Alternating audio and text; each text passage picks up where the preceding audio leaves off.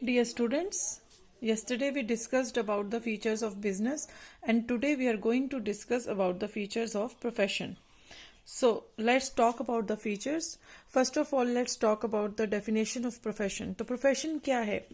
देखिए, हमने बहुत ही कॉमनली ये वर्ड सुना है और यूज़ किया है कि मैं इस प्रोफेशन में जाना चाहता हूँ या मैं वो प्रोफेशन में जाना चाहता हूँ या पर्टिकुलर पर्सन जो है वो मेडिकल प्रोफेशन में है, लीगल प्रोफेशन में, तो व्हाट इज़ अ प्रोफेशन?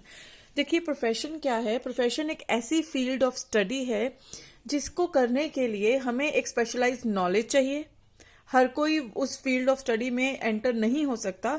सिर्फ वही पर्सन जिसके पास वो स्पेशलाइज्ड नॉलेज है वो ही वो प्रोफेशनल बन सकता है। अब अगर हम चाहें कल सुबह उठ के हमें दिल करे कि आज हम डॉक्टर बन जाते हैं तो वो पॉसिबल नहीं है। हम कोई भी ऐसी चीज नहीं कर सकते जो उस पर्टिकुलर फील्ड के लिए चाहिए। या अगर हम सोचें कि हम लॉ अपने शॉप पे बोर्ड लगा लें कि हम लीगल एडवाइजर हैं, तो हम वो नहीं कर सकते जब तक हमारे पास LLB की पर्टिकुलर डिग्री ना हो। या हम अपनी नई शॉप ओपन कर दें और वहां पर फाइनेंशियल एडवाइजर्स और CA का बोर्ड लगा दें, तो हम वो भी नहीं कर सकते अभी तक, क्योंकि हमारे पास CA की प्रॉपर डिग्री नहीं है। तो प्रोफेशन क्या है? प्रोफेशन एक ऐसी फील्ड ऑफ स्टडी है जिसको परफॉर्म करने के लिए हमारे पास स्पेशलाइज्ड नॉलेज, स्पेशलाइज्ड डिग्री का होना जरूरी है। इसी बात से रिलेट करते हैं फीचर्स ऑफ प्रोफेशन, जो वन बाय वन हम डिस्कस करेंगे, जिसमें से पहला ही आ गया आपका वेल डिफाइंड नॉलेज। यानी कि जिस भी फील्ड में आप काम करना चाहते हो आपको उस पर्टिकुलर फील्ड की प्रॉपर नॉलेज का होना जरूरी है। बिना उस फील्ड की प्रॉपर नॉलेज के, मास्टरी अगर आपके पास उस फील्ड की नहीं है, आप उस प्रोफेशन में सक्सेसफुल नहीं हो सकते। इसमें आप और भी प्रोफेशन ले सकते हो, लाइक सिंगिंग है, डांसिंग है, कितने ही करियर्स हैं आज की डेट में, पेंटिंग है, वेब डिजाइनिंग है, कोई भी प्रोफेशनल करियर आप चुन लीजिए और उस करियर में मास्टरी अगर आपकी है, उस फील्ड के ऊपर मास्टरी है, वही एक्सेल करते हैं। नहीं तो सिंगर्स देखो कितने सारे होते हैं, लेकिन एक्सेल आउटशाइन कौन करते हैं? जिनकी अपनी फील्ड पे मास्टरी है। तो वेल डिफाइंड नॉलेज का होना बहुत ज्यादा जरूरी है। Then restricted entry. Restricted entry का मतलब है कि हर कोई जो है वो हर एक प्रोफेशन को ज्वाइन नहीं कर सकता। यानी कि जैसे मैंने आपको बताया कि कल हमारा दिल करे हम लॉयर बन जाएं, परसों हमारा दिल करे हम CA बन जाएं, नेक्स्ट डे हम डॉक्टर बन जाएं, हम ऐसा नहीं कर सकते हैं। हमारे पास किसी एक पर्टिकुलर प्रोफेशन में जाने के लिए जब तक वो पर्टिकुलर डिग्री नहीं है तब तक एंट्री जो है वो क्या है? रिस्ट्रिक्टेड।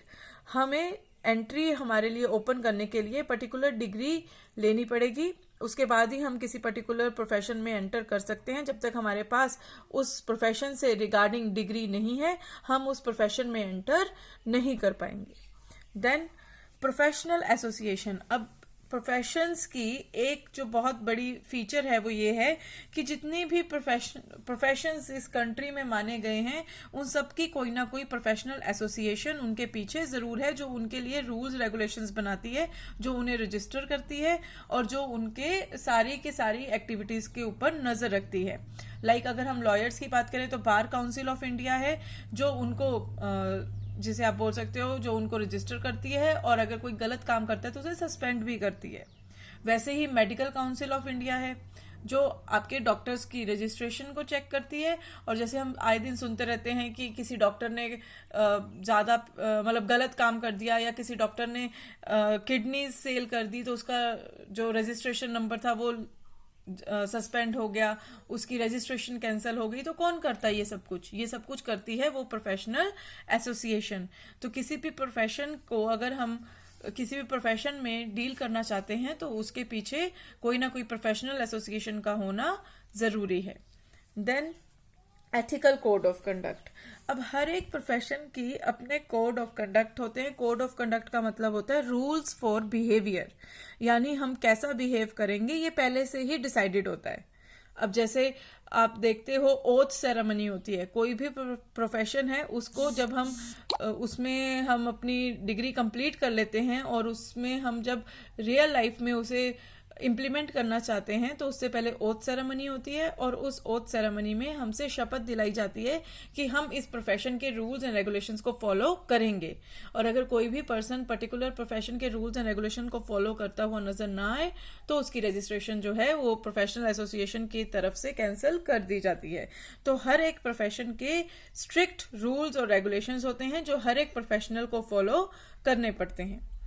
देन आ जाता है सर्विस मोटिव। अब ये भी एक इम्पॉर्टेंट फीचर है, बिजनेस को प्रोफेशन से अलग करता है कि कोई भी प्रोफेशनल है उसके लिए उसको सबसे पहले जो सिखाया जाता है वो सिखाया जाता है कि आपने प्रॉफिट कमाने के लिए इस प्रोफेशन में नहीं आना है या पैसे कमाने के लिए आपने ये प्रोफेशन नहीं लेना है।